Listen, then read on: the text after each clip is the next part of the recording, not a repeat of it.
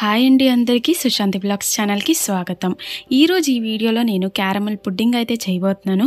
నేను చేసిన కొన్ని మిస్టేక్స్ని అయితే మీకు ఇక్కడ చెప్తాను, సో దట్ మీరు ఆ మిస్టేక్స్ని చేయకూడదనేసి. ఇంకెందుకు ఆలస్యం, నేర్చేసుకుందామా? So now let's get into the video of the Sushanti blogs. ముందుగా స్టవ్ ఆన్ చేసి బాండి పెట్టి అందులో 2 టేబుల్ స్పూన్ అంతవరకు పంచదారని యాడ్ చేసి ఇలా మనము కరిగించుకోవాలన్నమాట. నేను ఈ కరిగించే ప్రాసెస్లో ఒక మిస్టేక్ అయితే చేశాను. మీరు మాత్రం ఆ మిస్టేక్ చేయకుండా నేను చెప్పినట్టుగా మీరు చేయండి. చూడండి, ఇలా కరిగించిన వెంటనే నేను ఒక కేక్ టిన్లోనే షిఫ్ట్ చేశాను. ఇది చేసిన నేను తప్పు అనమాట. ఇది ఎలా కరిగించాలంటే 2 టేబుల్ స్పూన్ వరకు మీరు పంచదారని కరిగించారనుకోండి కంప్లీట్గా, అందులో 1 టేబుల్ స్పూన్ అంతవరకు నీళ్ళని యాడ్ చేసి తర్వాత మీరు ఇలా కేక్ టిన్లో షిఫ్ట్ చేయండి. అప్పుడే క్యారమలైజ్ అనేది పర్ఫెక్ట్గా అవుతుంది.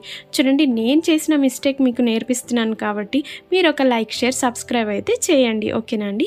ఇలా చేసిన తర్వాత దీన్ని చల్లగవడానికి పక్కన వదిలేద్దాము. ఇప్పుడు మనం స్టవ్ ఆన్ చేసి అందులో ఒక పాత్ర పెట్టి, ఇక్కడైతే నేను పాల పొడితో చేసిన పాలైతే యాడ్ చేస్తున్నాను, 1 గ్లాసు. దీన్ని నేను మరిగించి పెట్టుకున్నాను అనమాట. సో దాన్ని ఇక్కడ యాడ్ చేసి మీడియం ఫ్లేమ్లో ఒకసారి బాగా ఇలా కలిపేయాలన్నమాట. ఇందులో మీరు పంచదార క్వాంటిటీ ఎలా తీసుకుంటారంటే, మీరు క్యారమలైజ్ చేయడానికి 2 టేబుల్ స్పూన్లు పంచదార యాడ్ చేశారనుకోండి, దానికి డబల్ టేబుల్ స్పూన్ అంతగా ఇక్కడ మీరు పంచదారని యాడ్ చేయాలి. నేను అక్కడ 2 టేబుల్ స్పూన్లు పంచదార యాడ్ చేశాను కాబట్టి ఇక్కడ 4 టేబుల్ స్పూన్ పంచదార యాడ్ చేశాను. మీరు కస్టర్డ్ పౌడర్ యాడ్ చేసినప్పుడు కంప్లీట్ లో ఫ్లేమ్కి టర్న్ చేసేయాలి. లో ఫ్లేమ్కి టర్న్ చేసేసి ఇలా మీరు కస్టర్డ్ పౌడర్ వేసి కంటిన్యూస్గా తిప్పుతూ ఉండండి. ఒకవేళ మీరు కంటిన్యూస్గా తిప్పట్లేదంటే ఉండలు కట్టేస్తుంది. ఉండలు కట్టేస్తే మీరు కేక్ తిన్నప్పుడు పిండి పిండి తిన్నట్టుగా ఉంటుంది.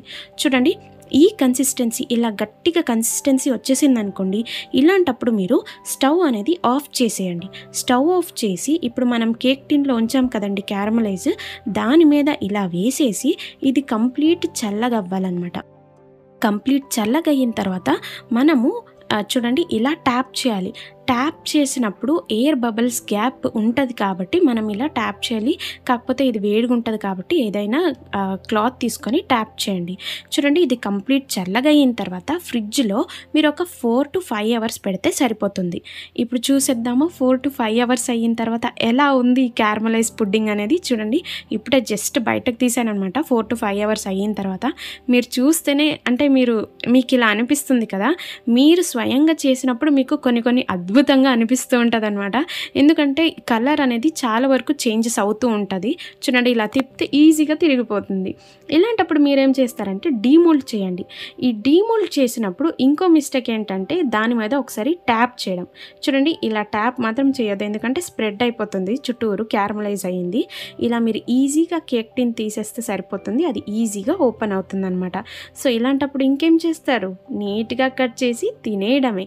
కాకపోతే ఇది చూడండి, పైన క్యారమలైజ్ అయిన కలర్, లోపల ఎల్లో కలర్, చాలా చాలా బాగుంటుంది. ఇప్పుడే మనం ఫ్రిడ్జ్ నుంచి తీసాం కాబట్టి చల్లగా తిన్నప్పుడు ఇంకా టేస్ట్గా ఉంటుంది అనమాట. Hope you all like this video అనుకుంటున్నాను. మీకు గనక ఈ వీడియో నచ్చినట్లయితే ఏం చేయాలో తెలుసు కదా అండి, ఒక్క లైక్, షేర్, మరి సబ్స్క్రైబ్ చేయండి.